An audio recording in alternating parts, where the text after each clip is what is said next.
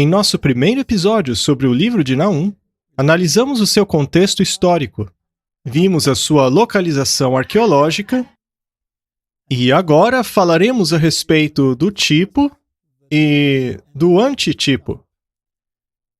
Pois eu acredito ser providencial que fragmentos do livro de Naum tenham sido encontrados recentemente. Seria possível que Deus esteja querendo nos dizer algo? Antes de começarmos o estudo, vamos orar. Querido Pai, enquanto abrimos a Tua palavra, que o Teu Espírito possa nos guiar. Em nome de Jesus, amém. O título de hoje é O Livro de Naum. O tipo encontra o antitipo. E apenas para nos situarmos, segundo os noticiários, novos fragmentos dos manuscritos do Mar Morto foram encontrados em Israel.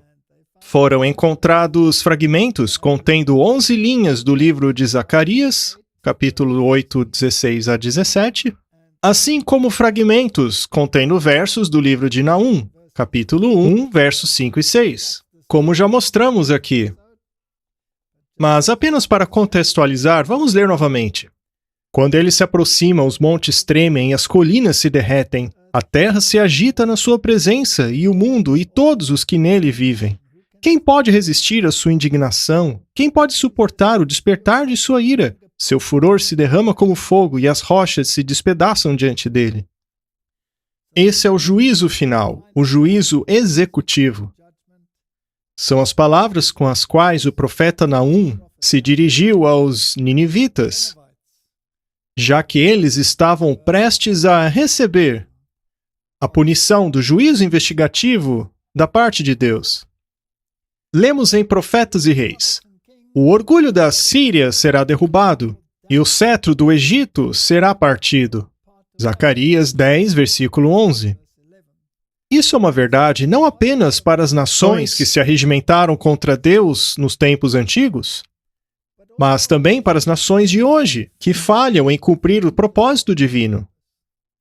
No dia da recompensa final, quando o justo juiz de toda a terra peneirar as nações, segundo Isaías 30, 28, e aqueles que guardaram a verdade tiverem permissão para entrarem na cidade de Deus, os arcos celestiais soarão com as canções triunfantes dos remidos. Um cântico haverá em vós, como na noite que se celebra uma festa santa, a alegria de coração como a daquele que vai com flauta, para entrar no monte do Senhor, a rocha de Israel.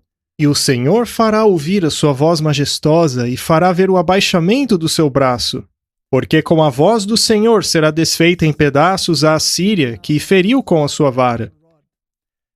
E a cada pancada do bordão do juízo que o Senhor lhe der, haverá tamboris e harpas. Muito bem. Esta é uma clara referência à segunda vinda de Cristo, pois isto é quando os remidos entrarem no próprio céu. E é interessante que aqui é mencionado que a Assíria seria derrotada. Mas a Assíria não existe mais hoje. Portanto, obviamente, esta é uma referência ao antitipo. Este é o acerto de contas divino contra um mundo que está em rebelião contra ele e sua palavra. O grande conflito diz: o universo todo se tornou uma testemunha da natureza e dos resultados do pecado. A sua exterminação, que no começo teria causado medo aos anjos e desonrado a Deus, agora vindicará o seu amor e estabelecerá a sua honra diante do universo de seres que se comprazem em fazer sua vontade e em cujos corações habita a lei de Deus. O mal jamais se manifestará novamente.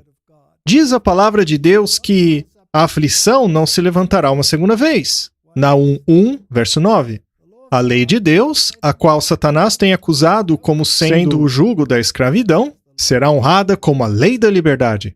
Uma criação testada e provada nunca mais abandonará a sua aliança aquele cujo caráter foi completamente manifestado diante deles em amor insondável e infinita sabedoria. Caso Deus tivesse intervido e destruído Satanás e a raça humana logo após o seu pecado contra Deus, então o governo de Deus sempre teria o elemento do medo atrelado a ele. Deus, portanto, não procedeu assim, mas permitiu que o pecado mostrasse a sua verdadeira cara, para que, finalmente, o universo todo se convencesse que, conectado à lei de Deus e às suas exigências, está a felicidade de todas as criaturas. Portanto, o pecado não se levantará novamente, pois a humanidade já conhecerá as consequências do pecado. Em outras palavras, terá sido vacinada contra ele. Leiamos o livro de Naum. O peso de Nínive. Livro da visão de Naum, o Elcosita. A ira do Senhor contra Nínive. Lembre-se, precisamos aplicar isto ao contexto de nossos dias, já que somos o antítipo. O Senhor é Deus zeloso e vingador. O Senhor é vingador e cheio de furor. O Senhor toma vingança contra os seus adversários e guarda a ira contra os seus inimigos. Isto tem sido extremamente adiado, pois Deus é amor e Ele não quer que ninguém seja destruído. Mas chegará a hora, quando acabar a intercessão, no qual o ato estranho de Deus ocorrerá. É o acerto de contas. O profeta diz isto, veja. O Senhor é tardio em irar-se, mas grande em poder, e o culpado não tem por inocente. O Senhor tem o seu caminho na tormenta e na tempestade, e as nuvens são o pó de seus pés. Portanto, ainda que demore, o dia finalmente chegará. Ele é tardio em irar-se. Ele não quer que ninguém se perca. Ele repreende ao mar e o faz secar, e esgota todos os rios. Desfalecem Bazã e Carmelo, e a flor do Líbano murcha. Os montes tremem perante ele, e os outeiros se derretem, e a terra se levanta na sua presença, e o mundo e todos os que nele habitam. Quem parará diante do seu furor? Quem persistirá diante do ardor da sua ira? A sua cólera se derramou como um fogo, e as rochas foram por ele derrubadas. Esta é uma referência à segunda vinda de Cristo. Este mundo será destruído. Os vivos justos e os mortos justos serão tomados para encontrar o Senhor nos ares. Mas aqui estamos falando do tipo. Trata-se do alerta de destruição de Nínive. E então chegamos a essa tremenda promessa sobre a qual falamos. Verso 7. O Senhor é bom, Ele serve de fortaleza no dia da angústia e conhece os que confiam nele. Mas como uma inundação transbordante acabará de uma vez com o seu lugar, e as trevas perseguirão os seus inimigos. Que pensais vós contra o Senhor? Ele mesmo vos consumirá de todo, não se levantará por duas vezes a angústia. Esta é uma referência ao grande ato final da destruição do mundo e da ressurreição dos justos, da trasladação de todos os justos. E é neste contexto que é feita a promessa de que o mal nunca mais se levantará novamente. A experiência desta terra nunca mais se repetirá. A aflição não se levantará uma segunda vez. A rebelião terá terminado. E qualquer um com espírito de rebeldia contra o governo de Deus não fará parte da promessa de fazer parte de seu descanso. Porque ainda que eles se entrelacem como os espinhos e se saturem de vinhos como bêbados, serão inteiramente consumidos como palha seca. Mais uma vez, precisamos perceber os paralelos. Quando olhamos ao livro de Apocalipse, será que são mencionados bêbados lá? Existem versos falando sobre estar bêbado com o vinho de Babilônia? Em outras palavras, isso se refere às pessoas que se intoxicaram com uma falsa religião. E eles serão palha, serão destruídos. É por isso que precisamos sair desses erros. Precisamos fugir desta confusão babilônica. E então temos o verso 11. Veja que interessante. E de ti saiu um que maquinou o mal contra o Senhor, um conselheiro vil. Portanto, no sistema assírio, havia um conselheiro perverso. E no sistema do final dos tempos, também haverá um conselheiro perverso. Alguém que engane as pessoas, conduzindo-as a falsos caminhos. Assim diz o Senhor, por mais seguros que estejam e por mais numerosos que sejam, ainda assim serão exterminados, e ele passará. Eu te afligi, mas não te afligirei mais. Esta é uma promessa para o povo de Deus, que também sofreram sob essas circunstâncias, de que não haverá mais aflição, uma vez que ele tenha acabado com esse sistema que é liderado por um conselheiro perverso. Nós precisamos estudar esses tipos e antitipos com cuidado. E há outro tipo na Bíblia. E mais um acerto de contas da parte de Deus, no qual os assírios também estavam envolvidos. Se trata da profecia de Isaías a respeito da queda de Senaqueribe. Nós lemos em 2 Reis, capítulo 19, verso 20. Então Isaías, filho de Amós, mandou dizer a Ezequias: Assim diz o Senhor Deus de Israel: O que me pediste acerca de Senaqueribe, rei da Assíria? Eu ouvi. Esta é a palavra que o Senhor falou dele. A virgem, a filha de Sião, te despreza, de ti ela zomba. A filha de Jerusalém meneia a cabeça detrás de ti. A quem afrontaste e blasfemaste? Contra quem levantaste a voz? Contra quem ergueu seu olhar arrogante? Contra o Santo de Israel. Aqui temos mais uma peça do quebra-cabeças. O rei Senaqueribe determinou que Judá fosse cercada, e Deus mandou a eles uma mensagem de conforto: não tenha medo, pois afinal, contra quem ele está levantando a voz? É ao Deus de Israel que ele blasfema, e eu vou protegê-los. Assim sendo, no fim dos tempos, existe esse sistema com um conselheiro perverso, que ergue a sua cabeça contra o rei de Israel e blasfema contra ele.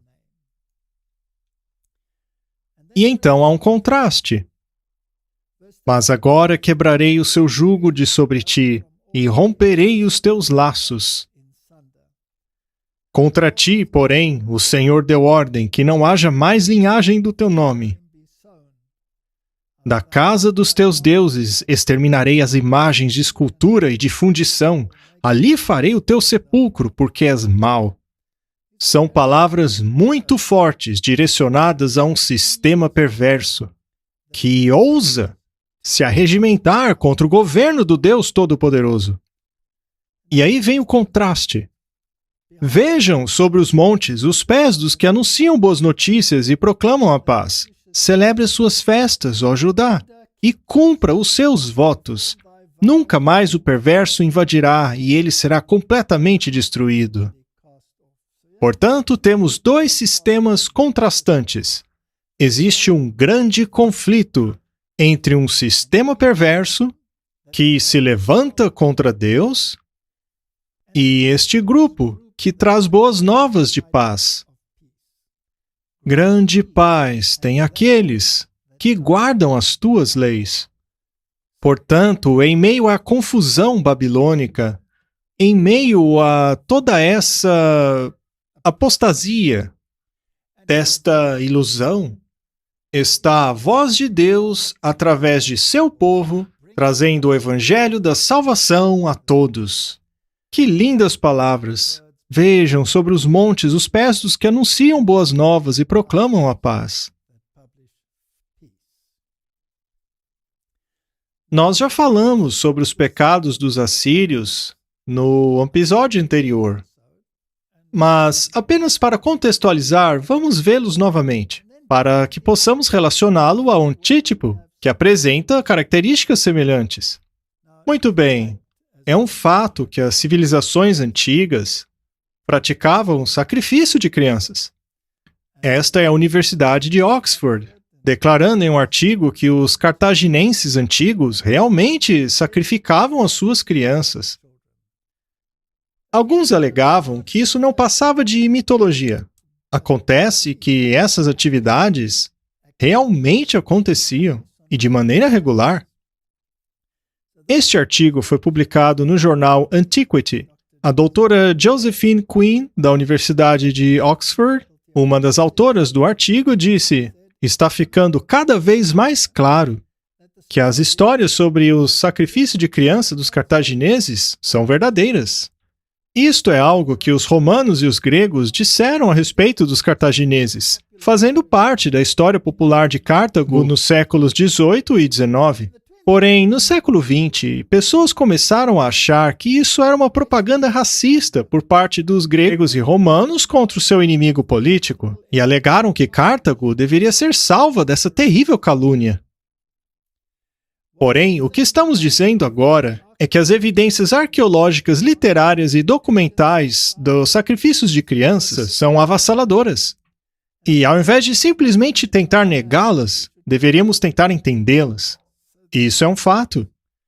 Mas o que me fascina é que na história moderna temos uma circunstância muito semelhante. Durante a Reforma Protestante, todos tinham certeza absoluta de quem o inimigo era e sobre o que ele havia feito. E os reformadores não tinham o menor problema de apontar o dedo para Roma e afirmar: este é o sistema do anticristo, que se levanta contra o governo de Deus.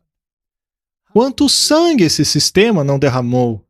Quantas pessoas esse sistema não matou em nome da religião? Acontece que a história tem sido muito gentil em cobrir as suas atrocidades, e hoje nos apresentam apenas uma face santa de Roma. E Roma, mais uma vez, se tornou a flor entre as religiões. Mas a história não pode ser apagada. Será que hoje em dia ainda sacrificam crianças? Bem, hoje em dia há nações que acham perfeitamente normal legalizarem o aborto. Também acham ser perfeitamente normal, em alguns casos, até mesmo acabar com a vida da criança depois de seu nascimento. E acontece que essas práticas são normais para algumas religiões. É fascinante que a revista Rolling Stone tenha escrito um artigo muito interessante sobre como o templo satânico poderia levar o direito ao aborto à Suprema Corte, valendo-se do mesmo argumento da liberdade religiosa. O templo satânico está tentando fazer com que os seus membros sejam eximidos das leis do aborto. Alguns estados restringem o aborto, mas o templo satânico não concorda com isso. Um fato interessante sobre a Suprema Corte recentemente foi o de que ela foi inesperadamente liberal em vários assuntos importantes, apoiando o direito dos gays, derrubando leis anti-aborto e ignorando a solicitação do presidente para ser imune contra a quebra de seu sigilo financeiro. Tudo isso pode realmente ter acontecido, mas isso não torna essa corte liberal. Mesmo apesar dessas leis, essa corte ainda é bastante conservadora. E uma das áreas que tem evidenciado isso é a da liberdade religiosa. Portanto, a Igreja de Satanás tem alegado que o aborto faz parte do seu ritual de sacrifício de crianças. Ou seja, exatamente a mesma coisa que acontecia na Assíria. Aquilo que acontecia nas civilizações antigas está muito vivo nas civilizações dos dias de hoje. E as milhões de crianças que acabam sendo abortadas estão na mesma categoria das crianças sacrificadas pelos povos antigos. Este é mais um artigo interessante do Fox News. A Califórnia propõe uma grade curricular que contém uma canção para o deus Azteca, para o qual seres humanos eram sacrificados. Ora, mas veja só, agora crianças pequenas devem ser ensinadas, em nome da pluralidade religiosa, a inocentemente invocarem o nome desses deuses astecas, para os quais, no passado, eram oferecidos sacrifícios de crianças. Um deles é o Tezcatlipoca. Este é o nome de um dos deuses astecas que era honrado com sacrifícios humanos. De acordo com a Enciclopédia de História Mundial, um ator que se passava por Tezcatlipoca era sacrificado ao ter seu coração removido em honra a essa divindade. Na mitologia asteca, esse deus era o irmão de Quetzalcoatl, assim como de outras divindades, cujos nomes também serão invocados no cântico proposto. Parece então estarmos voltando a um sistema em que divindades que requerem sacrifícios humanos estão sendo honrados como antigamente, mais uma vez. Um sistema em que o sacrifício de crianças, em uma nova roupagem, está ativo em nossa sociedade e a todo vapor. E eu acho fascinante que o relatório Corbett tenha passado uma visão muito clara da condição ética atual nos Estados Unidos da América. Eles lançaram um vídeo intitulado Bioética e a Nova Eugenia, no qual fazem uma análise da situação ética.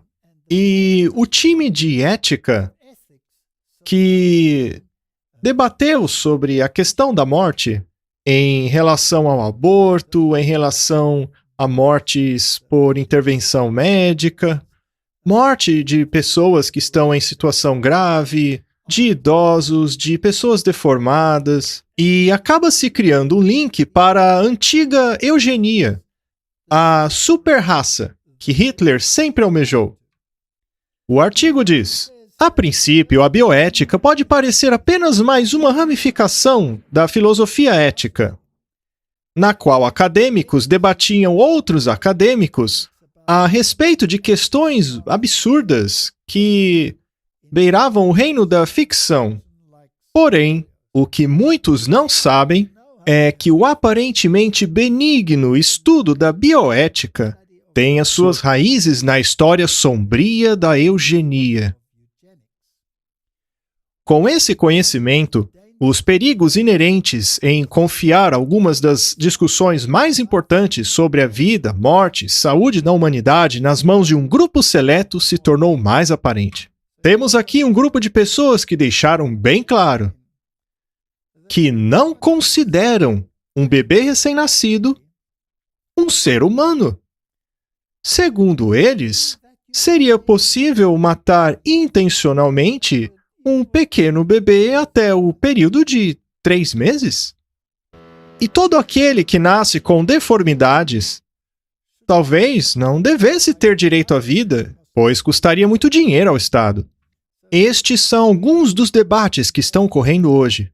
E algumas das pessoas envolvidas neles, a nível governamental, chegaram a opinar que realmente possuem essas opiniões que claramente são contrárias à Bíblia. Veja o quão longe a humanidade já foi na direção de dedicar-se ao diabo. Aqui temos mais um artigo da Fox News. O rapper Lil Nas X briga com críticos e a governadora Kristi Noem a respeito de nova canção e tênis com temática satanista. Esse ídolo nos Estados Unidos, que aliás fez muitos vídeos que são estranhos, para dizer o mínimo, nós não vamos entrar em detalhes, lançou uma nova música recentemente e, em parceria com a empresa Nike, produziu um novo par de calçados, que será vendido na tiragem de 666, sob o preço de $1.000 o par. O detalhe é que na tinta dos calçados usaram uma gota de sangue humano. O que vem acontecendo é muito estranho. Essas grandes companhias do mundo se aliando com rituais satânicos. Isso é normal ou será que é algo que desagrada a Deus? Mas o ponto é, Assim como os antigos sacrificavam crianças, tratando a vida humana como se não tivesse valor, a nossa sociedade hoje está passando a adotar esses mesmos valores. Em Mateus 24, verso 37 é dito: "E como foi nos dias de Noé, assim também será na vinda do Filho do Homem." E em Gênesis 6, verso 5 diz: "E viu o Senhor que a maldade do homem se multiplicara sobre a terra, e que toda a imaginação dos pensamentos de seus corações era só má continuamente." Quando vejo a mídia hoje, eu acabo tendo uma impressão muito semelhante. Existe uma citação do Espírito de Profecia que é muito interessante. "Mas se houve um pecado acima de todos os outros que levou à destruição da raça humana pelo dilúvio, foi o crime da amalgamação entre homem e animal, que distorceu a imagem de Deus, trazendo confusão por toda parte. Deus determinou a destruição por dilúvio daquela raça tão poderosa e longeva que corrompeu seus caminhos perante ele. Deus não suportaria que vivessem os dias de sua vida natural, que durava centenas de anos. Foi apenas poucas gerações anteriores que Adão tinha acesso à árvore que prolongava a vida. Depois de sua desobediência, ele não pôde mais comer o fruto da vida e assim perpetuar uma vida de pecado. Para que o homem possuísse vida sem fim, ele deveria continuar comendo do fruto da árvore da vida. Mas privado daquela árvore, sua vida iria gradualmente se acabar. Aqui nos é dado um vislumbre daquilo que a autora chama de crime da amalgamação. Ou seja, a mistura da genética do animal com a genética do homem. Mas será que a humanidade hoje chegou a esse ponto? Temos aqui o livro Biotecnologia Animal, da Academic Press, Biotecnologia Animal, segunda edição, Modelos em Descoberta e Tradução. Capítulo 23, Animais transgênicos na pesquisa e na indústria. O crescente conhecimento genômico tem acelerado tremendamente o processo da transgenia. O sistema de repetições palindrômicas curtas, agrupadas regularmente intercaladas, facilita a integração posicional do gene de interesse em modelos animais. A alteração do genoma de animais transgênicos, seja para entender doenças ou para satisfazer as necessidades humanas, precisa ser conduzido sob exigentes diretrizes éticas. Essas exigentes diretrizes éticas costumavam ser bastante restritivas. Porém, elas foram relaxadas desde que a humanidade começou a não dar mais tanta importância assim para a vida humana como no passado.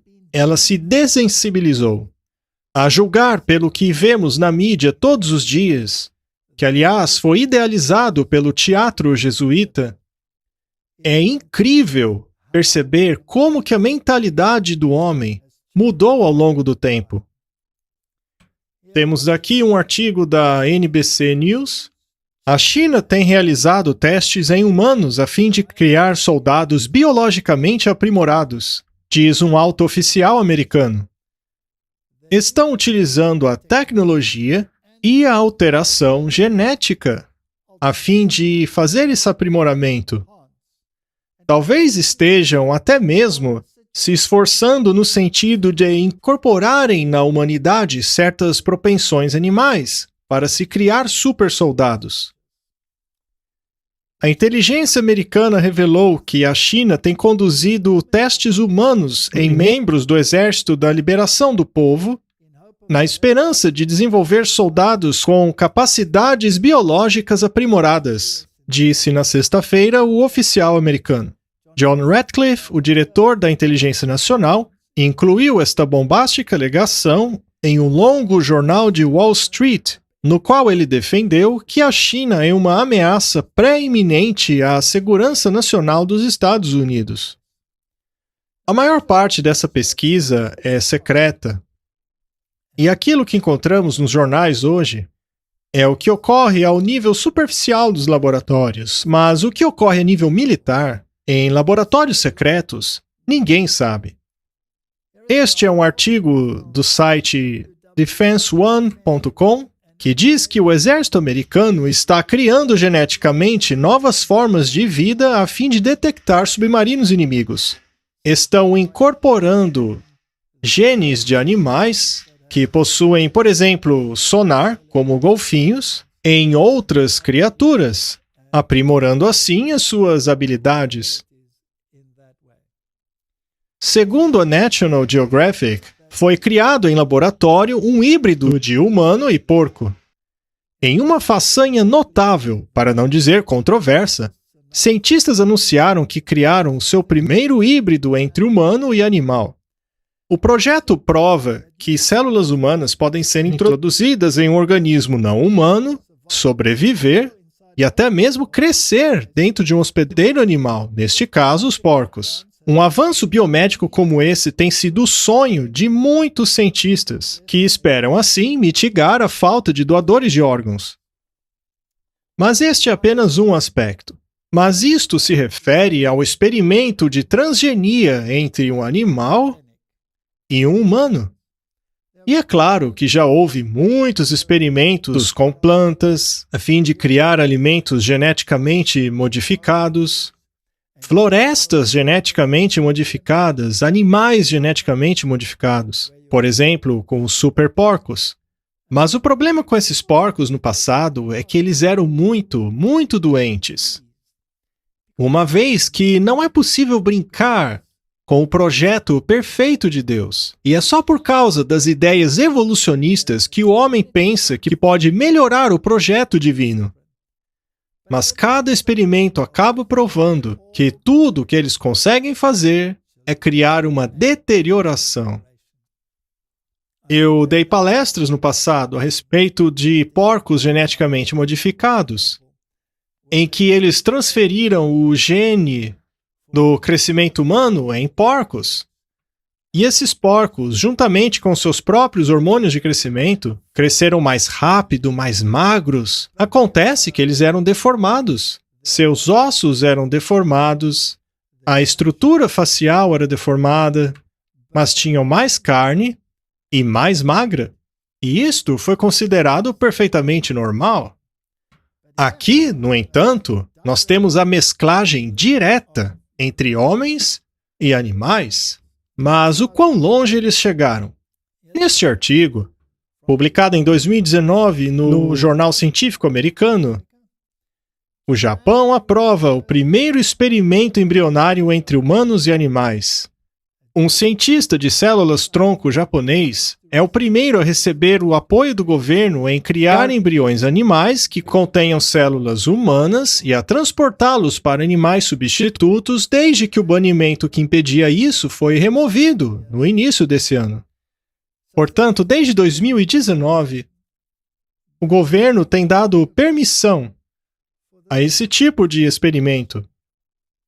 O líder do time da Universidade de Tóquio, junto à Universidade de Stanford, na Califórnia, planeja cultivar células humanas em embriões de ratos e, posteriormente, transplantá-los a embriões de animais substitutos. O objetivo é produzir animais que contenham órgãos feitos de células humanas que possam, eventualmente, ser transplantados a pessoas. As pessoas pensam que estas são causas nobres? Mas uma vez que a humanidade é o que é, uma vez que ela possui a natureza caída, e com as diretrizes éticas deteriorando-se com o tempo, nos levam a crer que coisas como essas daí já têm acontecido há muito tempo em segredo. Há muitos e muitos casos que mencionam experimentos realizados no leste da Europa, como por exemplo a Rússia, em que experimentações como estas já têm ocorrido há muito tempo. Portanto, os paralelos que temos com o mundo antediluviano, assim como os paralelos do mundo na antiguidade, parecem estar voltando à moda nos dias de hoje. Ao irmos ao capítulo 2 do livro de Naum, que refere-se à destruição de Nínive, vemos versos bem interessantes. Nós não vamos dissecar o livro, porque já fizemos isso no episódio anterior. Naum, capítulo 2, verso 1 diz: Aquele que quebra em pedaços colocou-se diante de ti. Guarda a fortaleza, vigie o caminho, fortalece os lombos, reforça muito o teu poder. Porque o Senhor restaurará a excelência de Jacó, como a excelência de Israel, pois os saqueadores os despojaram e destruíram as suas videiras. É um verso fascinante. Aqui há uma alusão ao fato de que a religião de Nínive teve um impacto na religião de Israel. Mas o que foi que fizeram a religião de Israel? Bem, é dito que a excelência de Jacó tinha sido esvaziada. E essa videira, que representa a verdade, foi estragada. Nós devemos tomar cuidado, de maneira que as religiões do mundo não influenciem o povo de Deus no fim dos tempos, a ponto de adotarmos uma religião sincretista com elementos da Babilônia integrados ao nosso meio, ou qualquer sociedade com essas religiões. Infelizmente, a humanidade tem a tendência de fazer esse sincretismo em nome do bem comum. Os escudos dos seus fortes serão vermelhos, e os homens valorosos estarão vestidos de escarlate, os carros como tochas flamejantes no dia da sua preparação. Os cipestres serão terrivelmente abalados. Nas Escrituras, árvores referem-se à humanidade. Portanto, aqui está se referindo a uma terrível calamidade, que cairá não apenas àqueles que praticam as atrocidades daquele tempo, mas que ousam influenciar a religião do povo de Deus. Os carros de guerra correrão furiosamente nas ruas, colidirão um contra o outro nos largos caminhos, seu aspecto será como de tochas, correrão como relâmpagos. Eles tropeçarão em sua marcha, apressar-se-ão para chegar ao seu muro, quando o amparo for preparado. Isso se refere ao rei da Assíria, que estava tentando reverter essa calamidade, quando ordenou os seus soldados a defenderem a cidade, mas não adiantará nada. Mas há quem diga que estes versos também possuem uma aplicação para o futuro, referindo-se ao final dos tempos, quando os veículos iriam correr como correm hoje em dia. Porém, no contexto do capítulo, se refere ao tempo da destruição da cidade de Nínive. Vamos ler o espírito de profecia. Em breve haverá uma mudança repentina no procedimento divino. O mundo, com suas perversidades, tem sido visitado por desastres, como inundações, tempestades, fogos, terremotos, fomes, guerras e derramamento de sangue. O Senhor é tardio em irar-se, mas grande em poder. Ele jamais inocentará o perverso. O Senhor faz o seu caminho pelo redemoinho, pela tempestade. As nuvens são as poeiras de seus pés. Naum 1:3. Oh, que o homem possa compreender a paciência e longanimidade de Deus. Ele está restringindo os seus próprios atributos. O seu poder onipotente está sob o controle de sua onipotência. Oh, que o homem pudesse entender que Deus se recusa a ser fatigado com a maldade do mundo e que ainda oferece a esperança do perdão até mesmo ao mais indigno. Mas sua paciência não durará para sempre. Quem está preparado para a mudança repentina que ocorrerá nos procedimentos de Deus para com o homem perverso? Quem estará preparado para escapar da punição que certamente cairá sobre os transgressores? É feito um alerta aqui, de que exatamente aquilo que levou à destruição do mundo antigo, o mundo antediluviano e das antigas civilizações, está bastante vivo nos dias de hoje. Provérbios 28, verso 13 diz: Aquele que cobre os seus pecados não prosperará, mas aquele que confessa e os abandona, esse terá misericórdia. Não se zomba de Deus. Ainda assim, ele estende a sua mão. desejando que as pessoas se arrependam e venham a Ele. A intercessão ainda não acabou, ainda é possível se arrepender. Nenhum arrependimento é genuíno se não produzir uma reforma.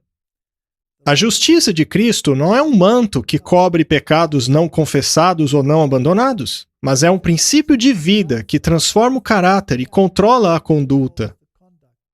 Santidade é integridade para Deus.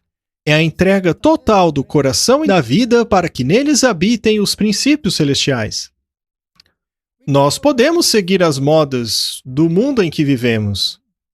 Podemos até pensar que aquelas práticas realizadas sob uma nova roupagem são aceitáveis. Mas de Deus não se zomba.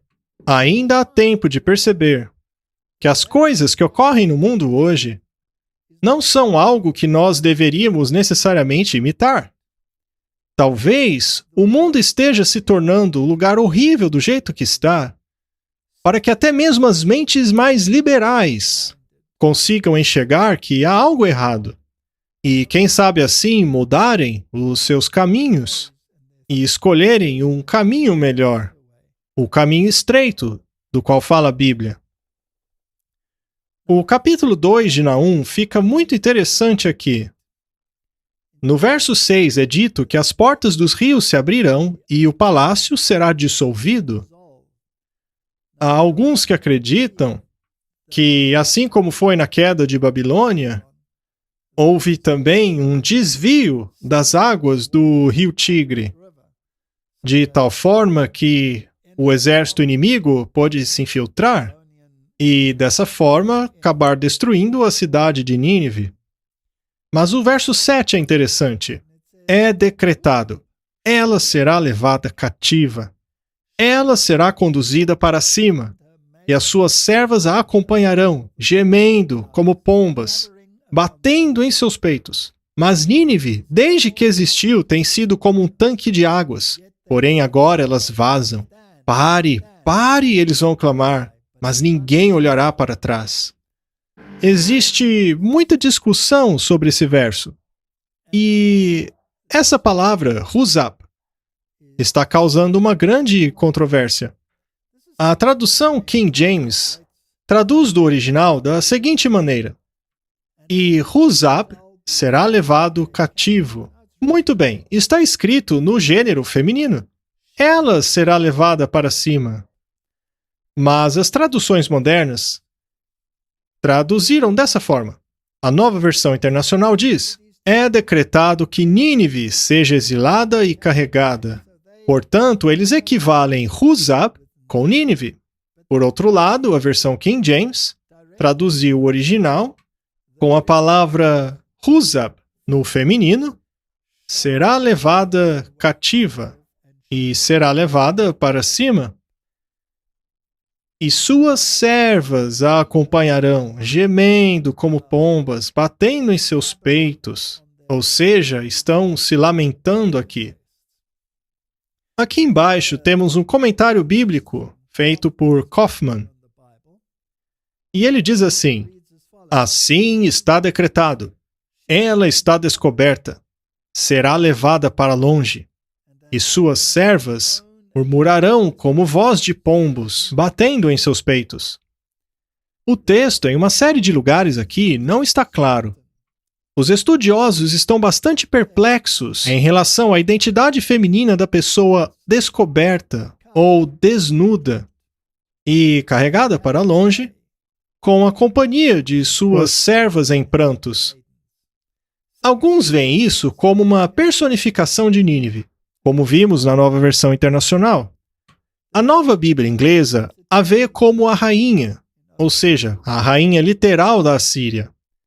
Outros, porém, entendem o texto como uma referência à deusa da Assíria, Ishtar, humilhada e acompanhada pelo seu regimento de prostitutas sagradas murmurantes. Estas, portanto, são algumas das interpretações por aí.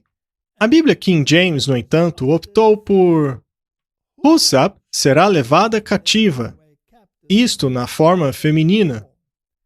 Mas afinal, quem é este componente feminino citado aqui pela Bíblia King James? Eles concluem dizendo que não há razão para se supor que tais desastres não tenham ocorrido. O fato é que a ruína de Nínive foi completa e que cada um escolha a razão que quiser. Eu não acho que as pessoas tinham que escolher a razão que bem entenderem. Elas deveriam pesquisar. Veja, eu sou da opinião de que Deus usou os reformadores protestantes, através do Espírito Santo, para escreverem do jeito que está na versão King James. J.M.P. Smith fez esse comentário interessante. A probabilidade de que a deusa de Nínive esteja sendo mencionada aqui é certamente maior do que a de sua rainha. A rainha não teve um papel marcante na história da Assíria. Já a deusa ocupava uma parte muito grande nas mentes dos monarcas assírios.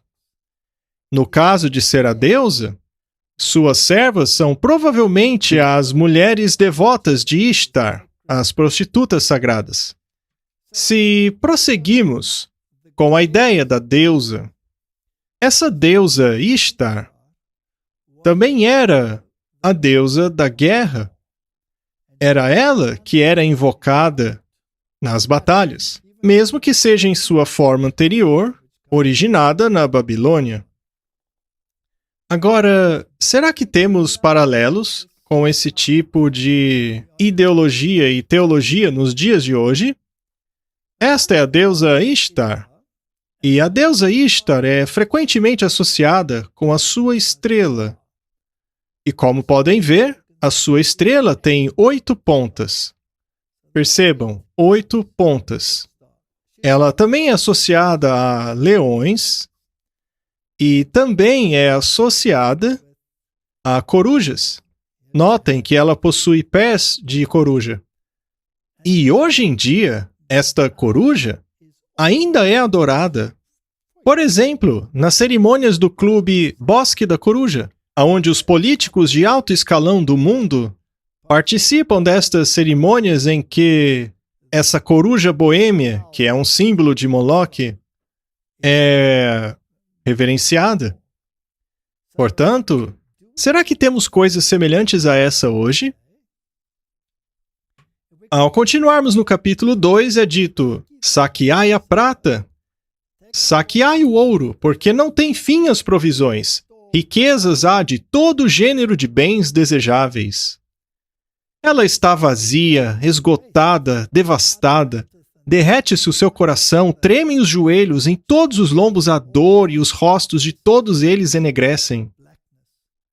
Onde está agora o covil dos leões? As pastagens dos leõezinhos, onde passeava o leão velho e o filhote do leão, sem haver ninguém que os amedrontasse? Temos aqui um poder que se apoiava em sua força, que se sentia seguro, mas não estava seguro. O leão fazia em pedaços para os seus filhotes, estrangulava presa para as suas leoas e enchia de presas as suas cavernas e os seus covis de rapina. Esse poder não sentia nada ao destruir as nações ao seu redor. Mas a hora dele vai chegar. Eis que estou contra ti, diz o Senhor dos Exércitos, e queimarei na fumaça os teus carros, a espada devorará os teus leõezinhos, arrancarei da terra tua presa, e não se ouvirá mais a voz dos teus mensageiros. Este poder da antiguidade foi destruído, e de tal maneira, o seu antitipo, hoje em dia, também será destruído. Capítulo 3, Ai de Nínive. Ai da cidade ensanguentada, ela está toda cheia de mentira, de rapina. Não se aparta dela o roubo. Este poder escravizou as nações, até mesmo Israel. Ele infiltrou os seus rituais em sua religião, sua hierarquia. Israel se submeteu ao seu comando. E esse sistema precisa acabar. Será que hoje há algum poder que faz a mesma coisa? Que infiltra suas ideologias nos sistemas religiosos do mundo? que governa entre as nações, que se mescla aos poderes, ditando aos príncipes, prelados e presidentes aquilo que devem fazer? O estalo dos chicotes, o barulho do ruído das rodas, e os cavalos atropelam e carros vão saltando. O cavaleiro levanta a espada flamejante, como a lança relampejante, e ali haverá uma multidão de mortos e abundância de cadáveres, e não terão fim os defuntos, tropeçarão nos seus corpos. Esse sistema vai sofrer muito quando Deus começar a acertar as contas. Mas há uma razão para uma punição como essa. Por causa da multidão dos pecados, da muito abastada prostituta, a mestra das feitiçarias, que vendeu nações com a sua prostituição e famílias com a sua feitiçaria. Esta tipologia é incrivelmente poderosa. Temos aqui um sistema que lidera a apostasia contra Deus, que em termos bíblicos é chamado de prostituição. E ela é uma prostituta agraciada? Será que hoje há alguma prostituta agraciada que é a queridinha dos reis deste mundo, assim como das religiões também? Que é a mestra da feitiçaria? Agora, que palavra é usada aqui para feitiçaria? É a palavra farmácia. Farmácia. E famílias com sua feitiçaria? Eis que estou contra ti, diz o Senhor dos Exércitos, e levantarei a tua saia sobre a tua face. Deus vai mostrar a nudez dela. Ele exporá a feitiçaria dela. Ele mostrará ao mundo quem ela realmente é. Mostrarei ao mundo a tua nudez e aos reinos a tua vergonha. Isso é uma promessa. Aquilo que aconteceu com a Síria acontecerá no fim dos tempos. Vamos voltar aos tempos antigos para dar uma olhada nessa tipologia. Já falei sobre ela anteriormente, mas por causa do contexto, vamos dar uma olhada nas religiões antigas.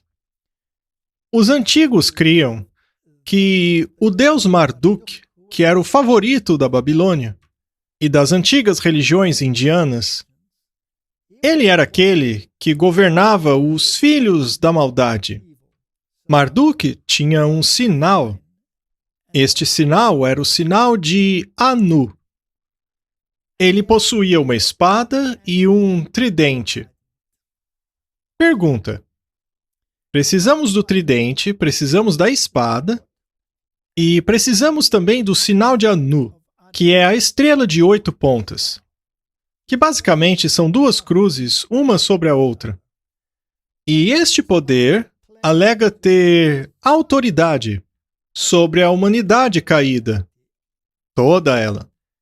Portanto, o inimigo que perseguia a humanidade era colocado em xeque por Marduk, que recebia o seu poder da suprema autoridade chamada Anu. Será que temos um sistema como esse hoje em dia? Será que temos um sistema que alega possuir a espada espiritual sobre a secular? Será que temos um sistema que em sua simbologia utiliza o tridente? A resposta é sim. Será que temos um sistema que alega ter o símbolo ou o sinal de Anu, que declara ser o governante da humanidade? Vejam aqui no centro o sinal de Anu, que também é a estrela de Ishtar.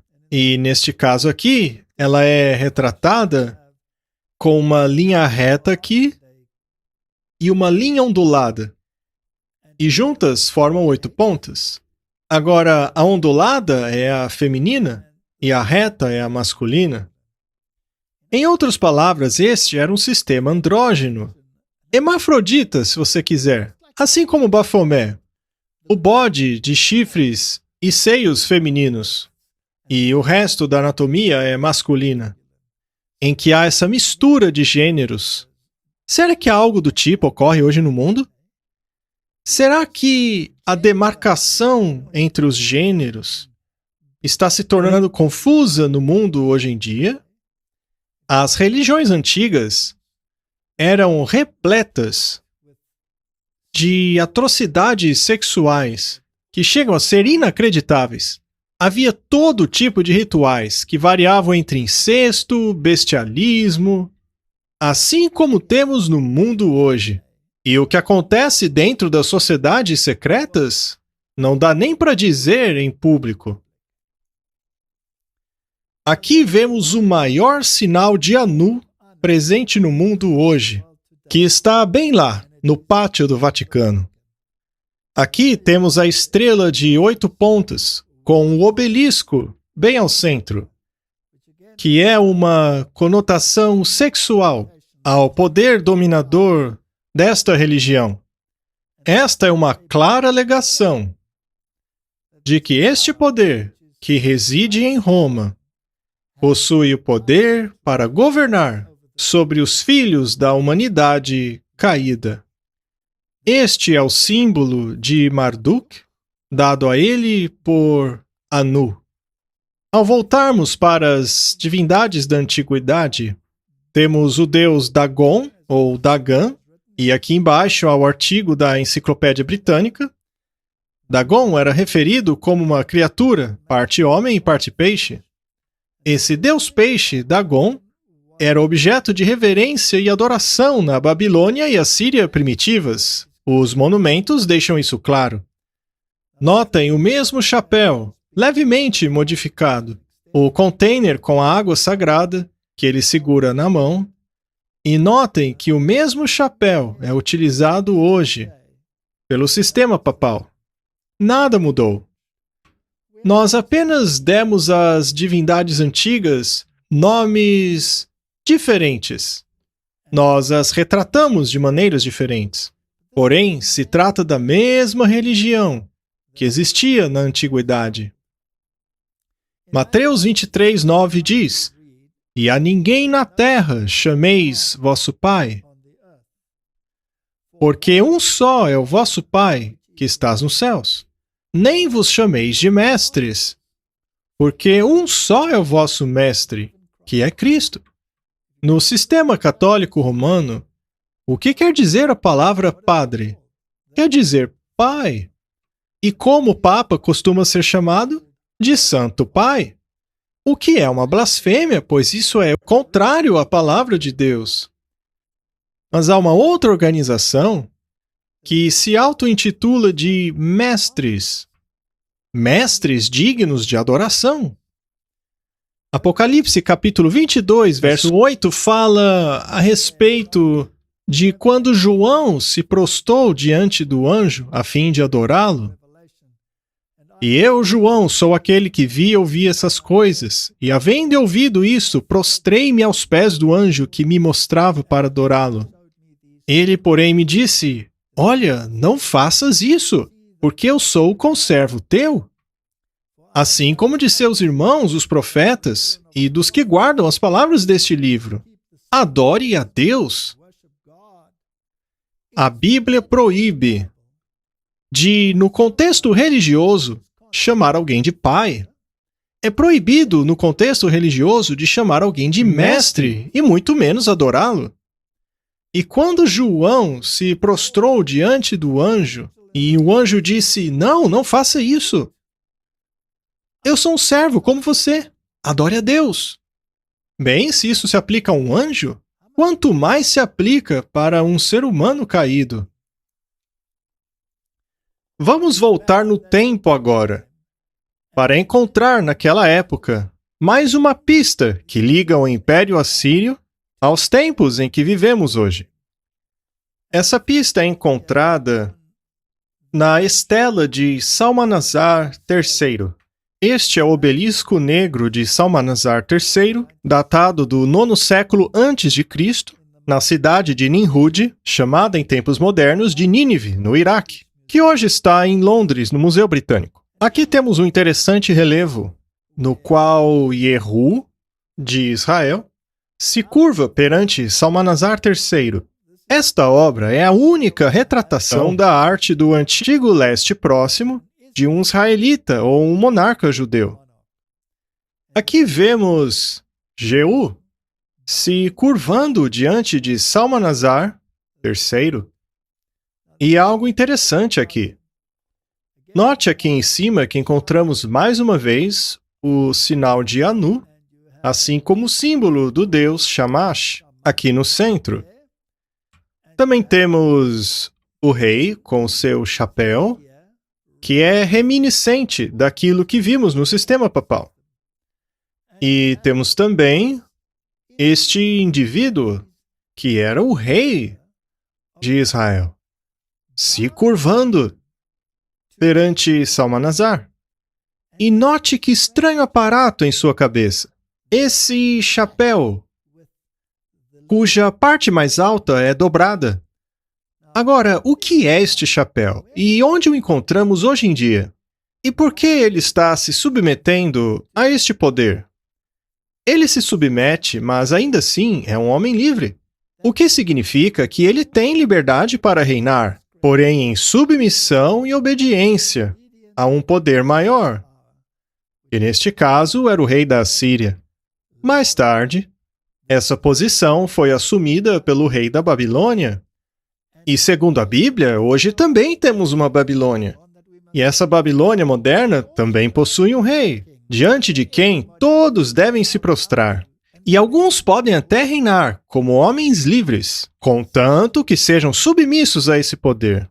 E estes usam esse estranho chapéu, que é símbolo de sua liberdade. Vamos dar uma olhada. O chapéu se trata do barrete frígio, ou barrete da liberdade. Esse chapéu era utilizado na Roma Antiga por escravos emancipados, como símbolo de sua liberdade, tendo sido adotado na Revolução como o chapéu vermelho da liberdade. Assim, é isso que faz de você um homem livre. Portanto, a maçonaria é associada a esse chapéu, cuja cor é vermelha. O site Guerreiro Gnóstico nos dá mais informações a respeito deste chapéu. Do frígio ao chapéu da liberdade. No final da República Romana, um chapéu macio de feltro chamado pileus serviu como símbolo dos homens livres, ou seja, não escravos, que era simbolicamente dado aos escravos que receberam alforria, ou seja, liberdade. Isso lhes garantia não apenas a sua liberdade pessoal, mas também a libertas, ou seja, liberdade de cidadão, que lhes permitia votar. Após o assassinato de Júlio César em 44 a.C., Brutus e seus co-conspiradores instrumentalizaram esse simbolismo do pileu como significado do final da ditadura de César e um retorno ao sistema republicano de Roma. Esta associação romana entre o pileus e a liberdade e o republicanismo foram levadas adiante no 18º século, quando o pileus foi confundido com o chapéu frígio, o que acabou tornando o chapéu frígio no símbolo daqueles valores. Basicamente, é um chapéu que foi utilizado pelos revolucionários como símbolo de sua liberdade da tirania.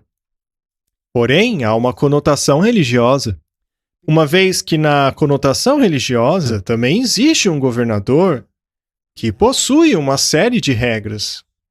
Este governante é o Rei dos Céus, e o seu conjunto de regras se chama os 10 Mandamentos. E o sistema que quer se libertar dessas regras. E esse sistema prega que a única regra é: faça o que você quiser.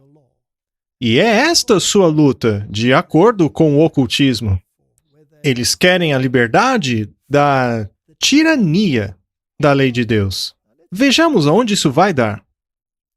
Filósofos como Voltaire, durante a Revolução Francesa, que, é claro, eram jesuítas, introduziram a Declaração de Direitos Humanos, que foi retratada em 2 tábuas, assim como os 10 Mandamentos.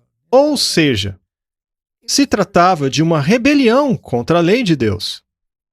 Eu já palestrei sobre esse assunto e não pretendo me repetir aqui, mas, basicamente, a Carta dos Direitos Humanos nega cada um dos mandamentos da lei de Deus.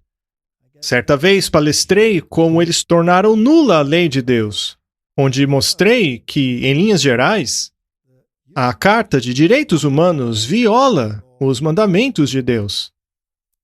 E é interessante notar que bem lá no meio encontramos a fascis, o símbolo do fascismo. Os jesuítas já declararam que o fascismo é sua forma preferida de sistema de governo. E lá no topo, não sei se vocês conseguem ver, está representado o poder de onde essas leis emanam. Nesta aproximação, podemos ver a serpente com sua cauda na boca, representando a vida eterna dada pela serpente doadora da vida.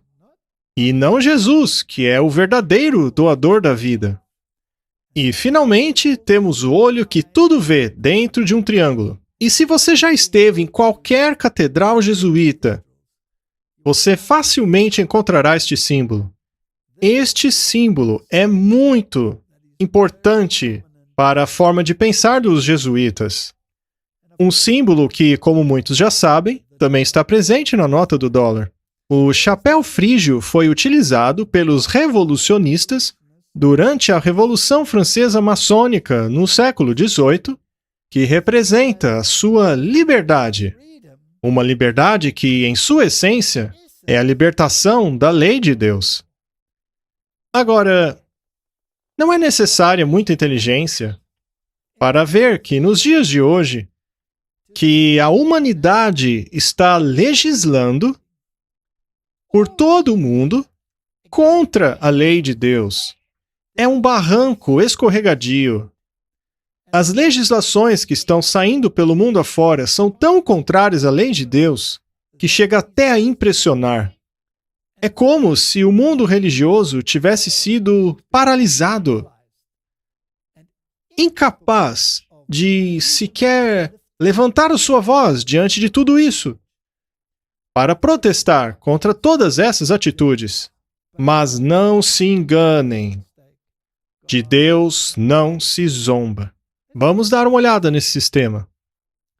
Temos os 10 mandamentos, temos o chapéu frígio, a serpente doadora da vida, do supremo arquiteto do universo, que na verdade é um símbolo de Lúcifer, porque é ele que quer negar a lei de Deus. Aqui, nesta imagem, conseguimos ver o chapéu frígio, que é símbolo desta libertação. Agora, mais uma conexão muito interessante entre a Revolução Francesa e o chapéu frígio é os Estados Unidos da América. Este é o jornal do Rito Escocês, falando sobre o legado maçônico da Dona Liberdade. E diz assim: a Estátua da Liberdade é um marco americano, visitado por aproximadamente 3,5 milhão de pessoas todos os anos, e reconhecido internacionalmente como um símbolo dos ideais americanos. Mas qual é a história atrás da Estátua da Liberdade e de seu legado maçônico? Agora, lembre-se que este é um jornal maçônico. Essa informação é direto da fonte. Muitos de nós, na escola primária, aprenderam um conto abreviado da estátua de cobre de 93 metros de altura. Aprendemos que a França presenteou os Estados Unidos da América com a Estátua da Liberdade como um presente para comemorar a sua aliança bem-sucedida durante a Revolução Americana. A estátua foi colocada na ilha de Ellis, em Nova York, para dar as boas-vindas aos recém-chegados à Ilha da Liberdade. No entanto, o que não ensinam nas escolas é a origem maçônica da Estátua da Liberdade e seus laços com a maçonaria. Na verdade, o Colosso de Nova York foi concebido, financiado, construído e instalado pelos maçons. A sua pedra angular é da maçonaria. E é claro que todos sabem que essa estátua é a mesma da deusa Libertas, de Roma. Podemos ver aqui uma foto da deusa Libertas com uma coroa de 7 raios saindo de sua cabeça. Por falar nisso, os 7 raios também são símbolo do deus Mitra, o deus Sol. E a chama que ela segura é a chama de Lúcifer, E ao observarmos essa estátua, notamos mais um detalhe interessante. Se trata da estátua de uma senhora, a deusa Libertas.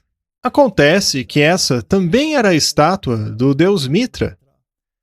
Ao analisarmos sua face, vemos que é um rosto bastante masculino. Mais uma vez, temos essa mistura de gêneros. A estátua é uma figura andrógena. Em Apocalipse, capítulo 13, lemos sobre duas bestas. Segundo a Bíblia, a primeira besta sai do mar. Todos os reformadores concordavam que esta besta era o sistema católico romano, mas havia uma segunda besta. Essa besta saiu da terra e tinha 2 chifres como de cordeiro, só que falava como dragão. Essa besta, portanto, tinha atributos de um cordeiro. Em outras palavras, esta aparentava ser uma nação cristã protestante. No entanto, ela fala como dragão. E o dragão é aquele que deu à primeira besta, o sistema católico romano, o seu poder.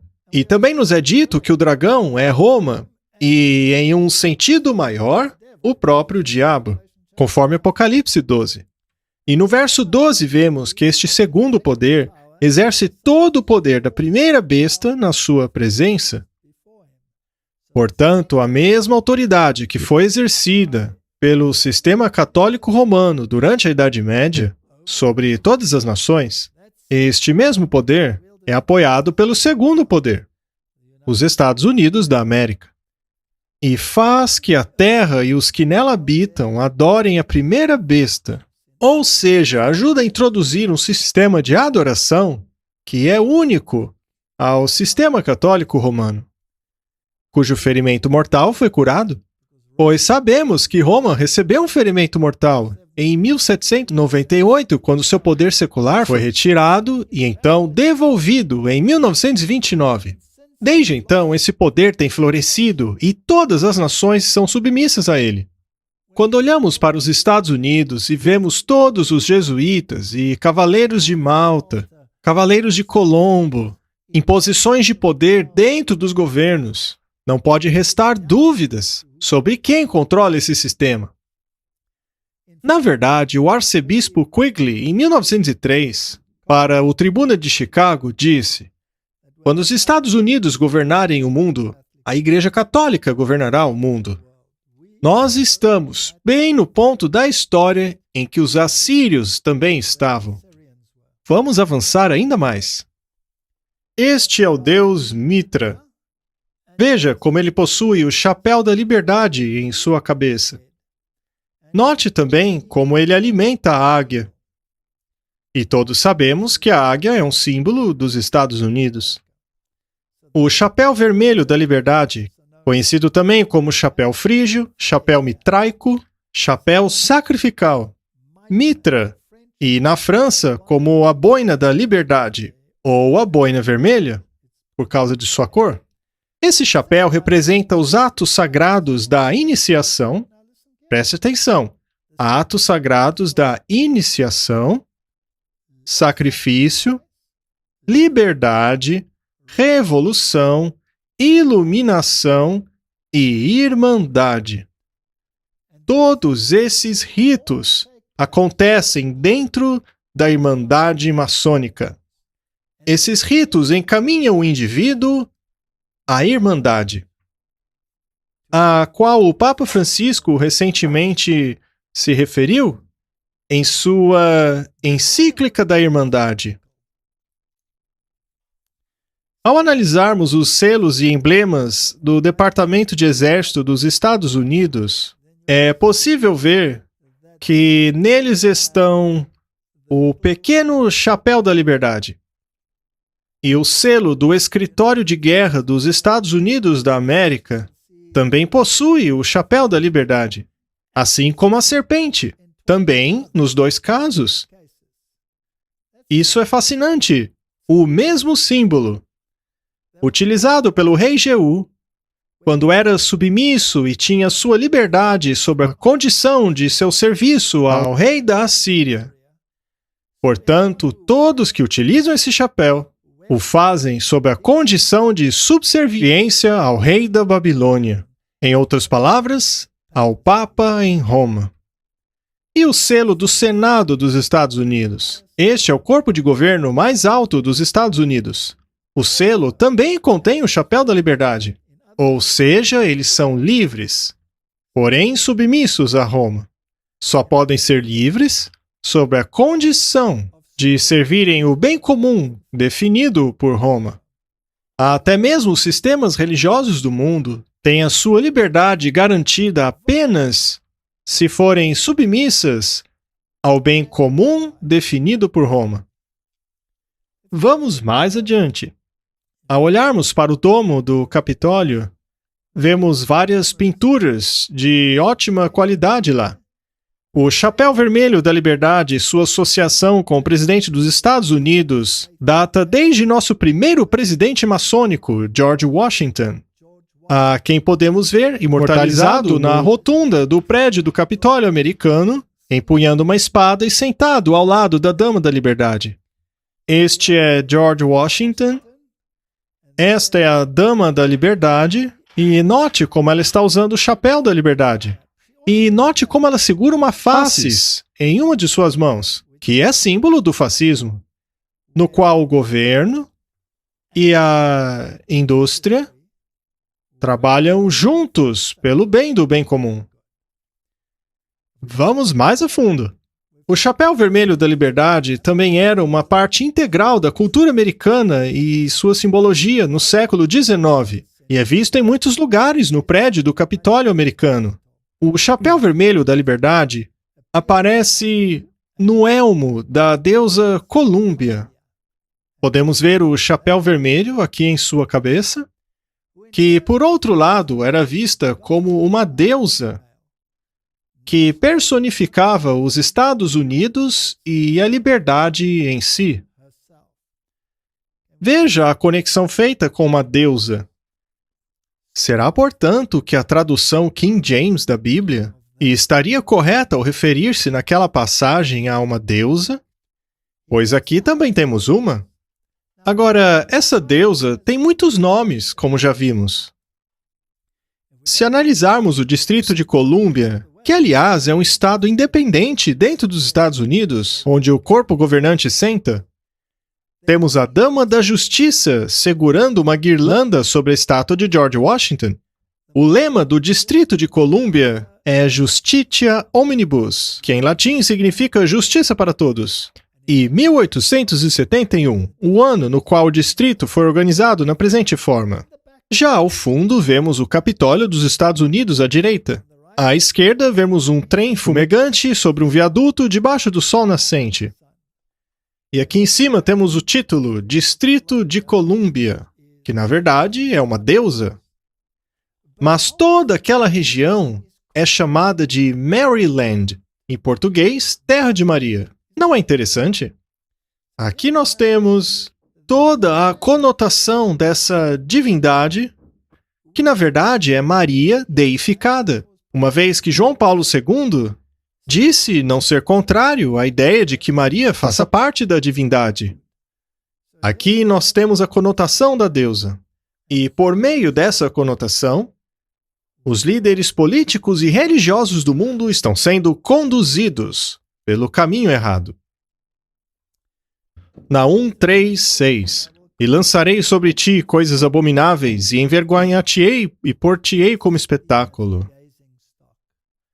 E há de ser que todos os que te virem fugirão de ti e dirão: Nínive está destruída, quem terá compaixão dela? Donde te buscarei consoladores? Será que temos versos similares no Novo Testamento? Lá não diz, fujam de Babilônia? Sai dela, povo meu, para que não participe de seus pecados e acabe recebendo as suas pragas? És tu melhor do que Noamon? Que está assentada entre os canais do Nilo, cercada de águas, tendo por esplanada o mar e o mar por muralha? Falamos sobre isso em nosso primeiro episódio. Esta área, hoje, seria tipificada por Luxor, no Egito, que foi destruída pelos assírios. Agora, o que aconteceu a eles e aos seus deuses, aconteceria aos assírios e seus deuses. assim como acontecerá com o Antítipo em nossos dias. Etiópia e Egito eram a sua força e não tinha fim. Puti e Líbia foram seu socorro. Todavia foi levada cativa para o desterro. Também os teus filhos foram despedaçados nas estradas de todas as ruas, e sobre os seus nobres lançaram sortes, e todos os seus grandes presos com grilhões. A Assíria havia aniquilado esta antiga e populosa cidade chamada Nó, a moderna Luxor, com todas as suas divindades. E da mesma forma ela havia escravizado as tribos do norte de Israel e os espalhado entre as nações. Da mesma maneira, a Assíria moderna, o antitipo, capturou pessoas e esmagou as cabeças de seus filhos nos muros. Basta lembrar o que fizeram com os valdenses, os albigenses. Basta lembrar de todos os povos da Idade Média que guardavam o sábado. Eles foram aniquilados por Roma, só que o mesmo vai acontecer com ela. Tu também serás embriagada e te esconderás. Também buscará força por causa do teu inimigo. Da mesma maneira, eles também ficarão bêbados, mas não bêbados com falsas doutrinas. Ficarão bêbados com o sangue que derramaram. Este vídeo mostra o que ocorreu em um encontro maçom na Inglaterra, em 2017, no final de 2017.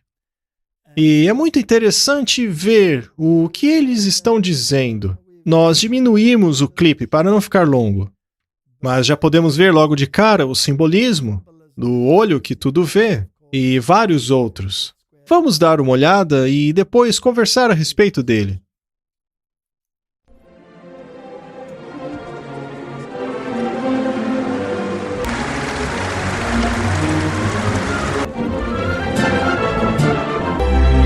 Eu gostaria de deixar claro, irmão Franklin, que todos os homens são criados iguais. Certamente, irmão George. Todos os maçons se veem como iguais. Na verdade, temos a oportunidade de criar uma nação fundada sobre a própria essência da moralidade maçônica. Ora, daqui a pouco você vai querer colocar o olho que tudo vê em nossas notas bancárias. Você acha que estou indo longe demais? Por favor, irmão Franklin, não me faça uma pergunta como essa. Eu não minto. Ora, irmão George, todos mentem de vez em quando, especialmente um político. Mas não eu, nem mesmo como um fato alternativo. Precisamos mesmo estar atento às fake news.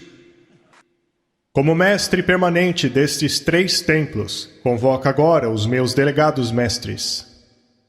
Primeiro e adorável grão-mestre, venho em nome dos irmãos da casa de Sampson. Primeiro e adorável grão-mestre, eu suplico-lhe humildemente a completar a iniciação deste valoroso candidato à maçonaria.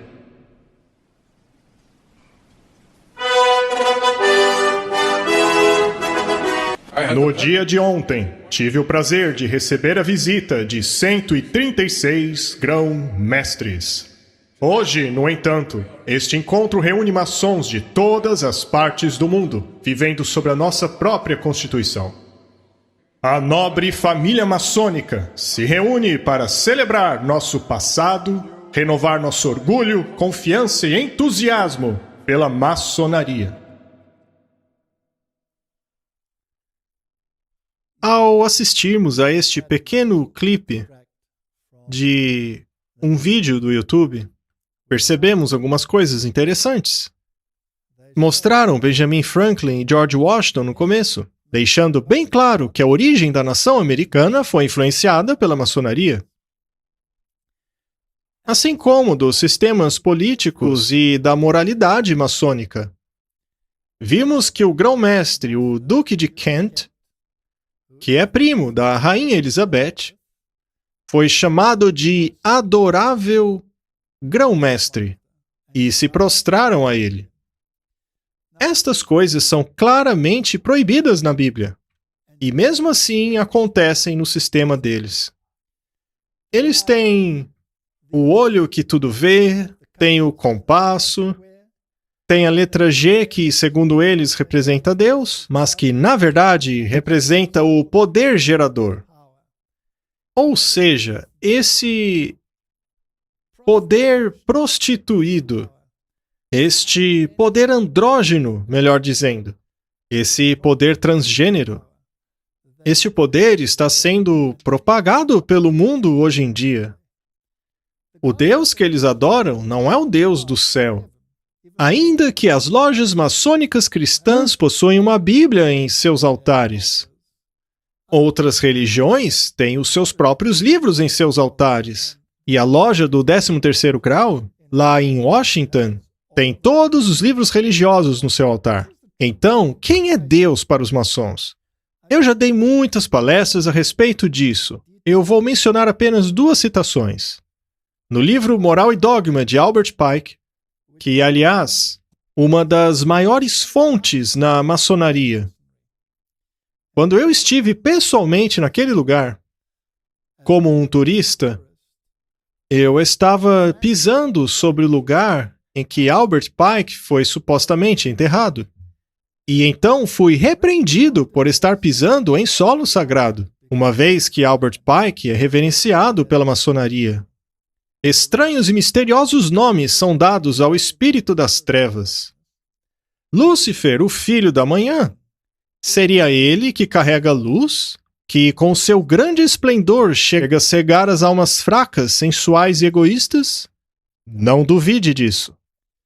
O deus da maçonaria é Lúcifer. Na África, eu estava sentado à beira do leito de morte de um grão-mestre e pude conversar com ele por algumas horas. E aquele homem acreditava fervorosamente que Lúcifer era o verdadeiro Filho de Deus. Este é um artigo da revista da Universidade de Stockholm. É sobre a história das religiões. Universidade de Stockholm, Suécia. E este artigo fala sobre os escritos da Madame Blavatsky. Eu lerei apenas uma parte do abstrato deste artigo, que diz assim: o influente livro escrito por Madame Blavatsky, A Doutrina Secreta, de 1888, um dos textos fundadores da teosofia, contém capítulos que propagam descaradamente o satanismo. A simpatia teosófica pelo diabo estendeu-se até mesmo ao nome de seu jornal, chamado Lúcifer, e daquilo que era discutido nele. Para Madame Blavatsky, Satanás é um herói cultural semelhante a Prometeus. De acordo com a sua interpretação do mito cristão da queda, em Gênesis 3, Satanás, na forma da serpente, trouxe conhecimento e libertação à humanidade. Há uma inversão da teologia. O artigo presente situa essas ideias num contexto mais amplo do século XIX, no qual alguns poetas e pensadores socialistas defendiam ideias semelhantes, e que uma leitura contra-hegemônica da queda tinha grandes implicações feministas. Além disso, também são mencionadas as influências do ocultismo francês e do gnosticismo sobre Blavatsky, e o valor instrumental das táticas de choque satanistas são consideradas. A conclusão do artigo é de que as ideias esotéricas não podem ser vistas isoladas da política e do mundo de um modo geral. Na verdade, elas deveriam ser analisadas tanto como parte de uma cosmologia religiosa e tendo como polêmica estratégica e funções didáticas relacionadas a debates políticos, ou, no mínimo, que tenham potenciais implicações no caso desta última. Se levarmos em conta que as suborganizações das Nações Unidas são dirigidas pela ideologia da teosofia e que os templos maçônicos são dirigidos da mesma maneira, podemos concluir que o mundo se encontra em uma situação muito semelhante da Síria antiga e dos antediluvianos. Vemos aqui o Duque de Kent, em sua veste especial, sua regalia. Ele é o mestre adorável, o cabeça da maçonaria no mundo. Este aqui à esquerda é o seu pai, que morreu muito jovem. Podemos ver vários detalhes de sua regalia. Veja, por exemplo, a cruz maltesa em seu peito. Ele era da Ordem de Malta? Alguns alegam que esta cruz é a versão dos protestantes, mas isso não existe. A Ordem de Malta é uma ordem católica romana. E chamar essa cruz de protestante não é nada menos que uma afronta. Aqui no meio temos o príncipe Edward, também vestindo a sua regalia, e vemos isso por toda a família real. Aqui está a rainha da Inglaterra, mais uma vez o duque de Kent, seu primo, que é o cabeça da maçonaria. Agora, note como o príncipe Edward, ali na direita, possui uma estrela de 8 pontas em seu peito. Como podemos ver, todos eles vestem esse tipo de roupa. Veja nesta foto, por exemplo, como toda a família real utiliza esses símbolos. Veja o Duque de Kent aqui atrás, utilizando mais uma vez os símbolos. Bem, esta é a Ordem de Gotha. Esta ordem é reservada para a família real e algumas vezes para chefes de Estado após a sua aposentadoria. É interessante que ofereceram a Winston Churchill o privilégio de fazer parte da Ordem de Gotha. Mas, tendo perdido as eleições, ele disse: se eles não me escolheram, por que eu deveria aceitar essa honra? Portanto, algumas vezes, presidentes, primeiros-ministros podem ser iniciados nessa ordem, mas basicamente é para a família real. E como podemos ver em seu uniforme militar, eles possuem essa estrela de 8 pontas. Mais uma vez, Duque de Kent, 80 anos, a vida do primo da rainha. E quando a rainha e os líderes do mundo visitam o Papa, normalmente utilizam a roupa da cor preta.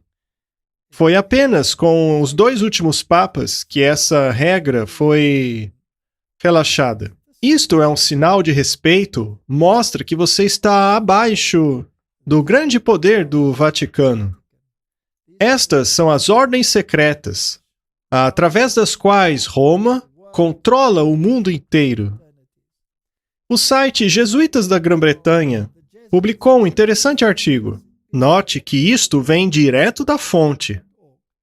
E fala sobre uma cerimônia na qual o filho do Duque de Kent, que precisa ser protestante para ser parte da linhagem da coroa, possui um filho e uma mulher que se converteram ao catolicismo. Isto está evidenciando o fato que, na verdade, eles são católicos mascarados de protestantes. Na casa de Teodoro, o Centro de Herança Cristã no Colégio de Stonyhurst foi aberto oficialmente pelo Lord Nicholas Windsor na sexta-feira. Esse projeto de 4 milhões de libras converteu um moinho que não era mais utilizado nas terras do colégio em um centro de estudo, descanso e renovação cristã para o treinamento de leigos na liderança cristã. Lord Nicholas, o filho mais novo do duque da duquesa de Kent, e um converso ao catolicismo, o que quer dizer que ele abdicou de seu direito ao trono. É o patrono real da casa de Teodoro. Ele descortinou uma placa no local do moinho convertido, na presença do Lord Shuttleworth, assim como o Lord Tenente de Lancashire e mais 200 dignatários. A cerimônia de abertura também contou com uma bênção pelo reverendo John Arnold, o bispo católico de Salford, e o reverendo Julian Henderson, e do bispo anglicano de Blackburn. O Lord Nicholas Windsor disse: é um momento muito empolgante. A casa de Teodoro será um centro de excelência nos campos da formação, estudo e retiro. E será conhecida também pela nova evangelização. O que quer dizer isso? Bem, o que quer dizer formação? Se trata da formação espiritual iniciada por Loyola. Ou seja, é ensino jesuíta, que contradiz diretamente as Escrituras, no qual a forma e o ritual tomam lugar da fé, na substância das coisas que se espera, a evidência daquilo que não se vê. E essa nova evangelização é a nova religião mundial com a essência da Igreja Católica. Essas pessoas são os cavaleiros do Papa, trabalhando para Roma. Naum, capítulo 3, verso 12 diz: Todas as tuas fortalezas serão como figueiras com figos temporãos. Se os sacodem, caem na boca do que os há de comer. Eis que o teu povo no meio de ti são como mulheres. As portas da tua terra estarão de todo abertas aos teus inimigos. O fogo consumirá os teus ferrolhos. Ao trazermos este simbolismo para o mundo de hoje, Roma é certamente rodeada de mulheres, pois a mulher é símbolo de igreja. E pelo movimento ecumênico, as pessoas estão alinhadas a este sistema.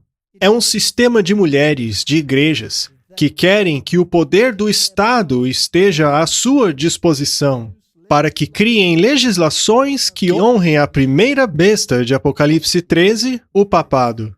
É o grande conflito entre Cristo e Satanás. Se trata de Cristo e sua salvação e a sua lei, lutando contra a salvação pelas obras, contrária à lei de Deus. Tira as águas para o cerco, reforça as tuas fortalezas, entra no lodo, pisa o barro, pega a forma para os tijolos. O fogo ali te consumirá, a espada te exterminará, consumir-te-á como a locusta. Multiplica-te como a locusta, multiplica-te como os gafanhotos, pois multiplicaste os teus negociantes mais do que as estrelas do céu. A locusta se espalhará e voará. Esse sistema da Assíria antiga, esta cidade de Nínive, tem a mesma substância da Babilônia moderna. É o mesmo sistema. As igrejas se afiliam ao sistema, se submetem a ele, vestem o chapéu da liberdade para serem livres sob a condição de lealdade. E esses mercadores foram exaltados acima das estrelas do céu, acima dos próprios poderes dos céus. Só que eles estão comprometidos com o rei da Assíria. Não podem negociar sem a sua permissão. E o mesmo ocorre em nossos dias. O Conselho para o Capitalismo Inclusivo com o Vaticano, a nova aliança para negócios globais, começa hoje. É a mesma coisa que aconteceu na Assíria. O mesmo está acontecendo hoje. O Conselho para o Capitalismo Inclusivo com o Vaticano, uma nova parceria histórica entre alguns dos maiores investidores e líderes comerciais do mundo e o Vaticano, foi lançada hoje. Mas sobre a guia moral de quem? Sobre a guia moral da sua santidade Papa Francisco e de sua eminência Cardinal Peter Turkson, que lidera o dicastério para a promoção integral do ser humano no Vaticano, inspirado pelos imperativos morais de todas as fés.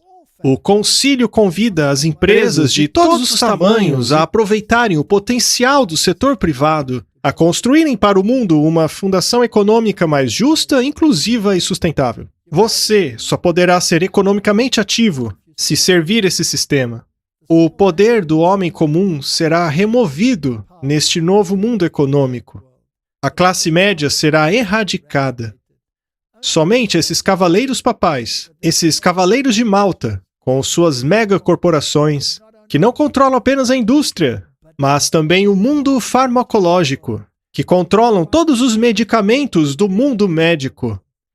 E qualquer sistema que esteja de acordo com esta corrente será poluído por ela. O povo de Deus recebeu a mensagem de saúde para o tempo em que vivemos. E o sistema do mundo, com a sua farmácia, é diretamente oposta à simples mensagem de saúde dada por Deus a seu povo para os tempos em que vivemos. E esses cavaleiros do Papa, esses cavaleiros de Malta, os Rothschild, que controlam o mundo médico e as indústrias farmacológicas do planeta, todos estes são atores, cavaleiros, submissos diretamente à liderança do papado. O Papa Francisco se une a presidentes de 500 empresas milionárias para formar um novo conselho com o objetivo de criar uma economia igualitária. A isso eles chamam de capitalismo melhorado. Temos os presidentes da Visa, do Banco da América, que, é claro, pertence aos jesuítas. também da Salesforce e outras companhias se uniram ao Conselho para o Capitalismo Inclusivista com o Vaticano. Não precisamos ler todos os detalhes. Isso tudo não é semelhante àquilo que mostramos sobre a Assíria? Com certeza. Agora eles clamam por um governo mundial. O mundo, em 2020, testemunhou uma agitação que nem mesmo eu presenciei em minha vida toda. Este é um extrato de Sua Alteza Real, Príncipe Bernhard da Holanda, que foi o fundador do movimento Bilderberg, que reúne toda a elite do mundo no mesmo lugar para uma nova ordem mundial. Este é um extrato de sua biografia, que diz assim: em um pequeno hotel perto de Arnhem, bem no meio das florestas do leste da Holanda, nos dias 29, 30 e 31 de maio de 1954, um grupo de importantes homens de Estado, investidores e intelectuais das principais nações da Europa e dos Estados Unidos encontraram-se para a conferência mais incomum jamais organizada até então. E os Bilderbergers, cujo nome foi tirado do hotel, foram formados naquele encontro. Mas quem realmente estava por trás dos Bilderbergers? Ninguém menos que Joseph Hieronym Ratzinger, que era naturalmente um jesuíta. Temos aqui um entendimento entre as elites políticas do mundo, os Rothschild, com o príncipe Bernhard da Holanda, com o Vaticano, discutindo a ideia jesuíta de submissão a Roma por parte do mundo inteiro. E o Papa da ocasião foi o Papa VI, que foi o primeiro a escrever uma encíclica papal chamando todas as nações a abandonarem sua soberania para formarem um governo mundial. Aqui começou o chamado para uma nova ordem mundial, ou um grande recomeço, se você preferir, que ganhou um grande impulso em 2020, devido à pandemia do Covid. E eles não podem desperdiçar essa pandemia. Ela precisa ser usada para introduzir essa nova ordem mundial. Esse movimento foi iniciado pelo jesuíta Ratzinger, que, aliás, consta na biografia do príncipe da Holanda. Foi esse jesuíta que formou o movimento Bilderberg, a fim de criar essa nova ordem mundial e que é submissa à autoridade do Vaticano. O próximo Papa a clamar por uma nova ordem mundial foi o Papa Bento XVI. Em 25 de dezembro de 2005, durante o seu discurso de Natal, ele convocou a humanidade a unir-se contra o terrorismo, a pobreza, destruição ambiental e clamou uma nova ordem mundial para corrigir os desequilíbrios econômicos. Isto está tomando forma agora com o Papa Francisco. Deveríamos esperar então que o Papa Francisco também clame por um governo único? É claro que sim. Veja esse artigo do Christianity Daily. Papa Francisco clama por uma nova ordem mundial no mundo pós-pandemia. O Papa Francisco clamou por uma nova ordem mundial após a pandemia do Covid, bem semelhante daquilo que querem os globalistas do grande recomeço. Será que estamos em um ponto da história em que cada situação encontrada na Nínive da antiga Assíria estão ocorrendo no mundo hoje? Estaríamos num ponto da história deste mundo, em que o acerto de contas divino está prestes a acontecer? Este site, Diplomacia Moderna, diz que o John Biden é o restaurador da nova ordem mundial. Ele restaurará o plano depois desse caos que experimentamos nos últimos anos.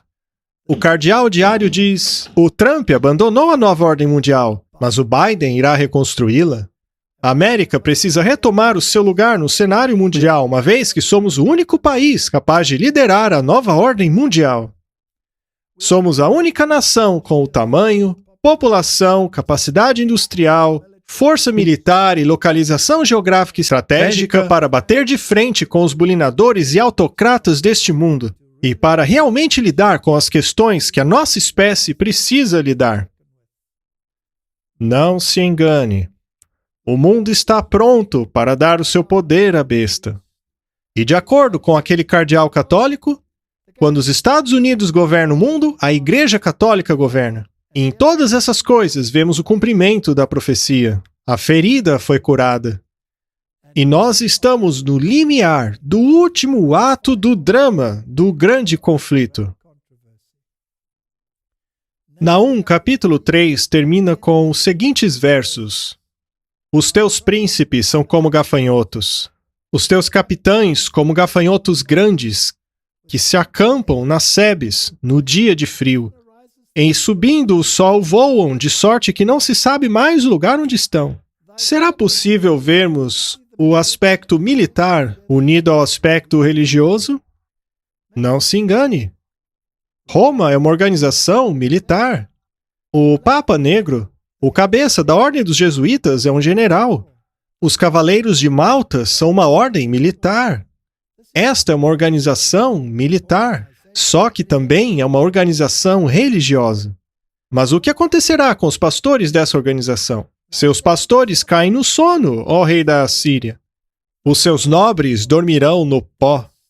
Seu povo será espalhado pelas montanhas, e nenhum homem poderá reuni-los. Não há cura para o seu ferimento, pois ele é muito grave. Todos que ouvirem falar do que aconteceu com você baterão palmas, pois afinal, quem não sofreu continuamente com a sua maldade? O mesmo que aconteceu naquela época acontecerá hoje. Eles dormirão no pó da terra, serão todos destruídos, Deus diz. Segundo a Bíblia, eles serão todos banidos para a sepultura. Palavras semelhantes lemos em Jeremias 51, verso 9, em que ele diz: nós teríamos curado Babilônia, mas ela não quis. Portanto, deixa-la ir e que cada um de nós retorne ao seu próprio país, pois o seu julgamento já chegou no céu, já ergueu-se até as alturas. Que Deus tenha misericórdia de nós, que Ele possa iluminar as mentes de muitos, para que possam enxergar o perigo em que se encontram, escapar de Babilônia, fugir de suas pragas, e então unir-se ao exército de Deus sob a bandeira do príncipe Emanuel. Vamos orar. Querido Pai, o mundo está no ponto da decisão. O acerto de contas divino está prestes a acontecer. Os noticiários nos mostram em que ponto da história estamos. Dê sabedoria ao seu povo, para que muitos possam escapar e libertarem-se dos grilhões da Babilônia. É o que eu peço em nome de Jesus. Amém.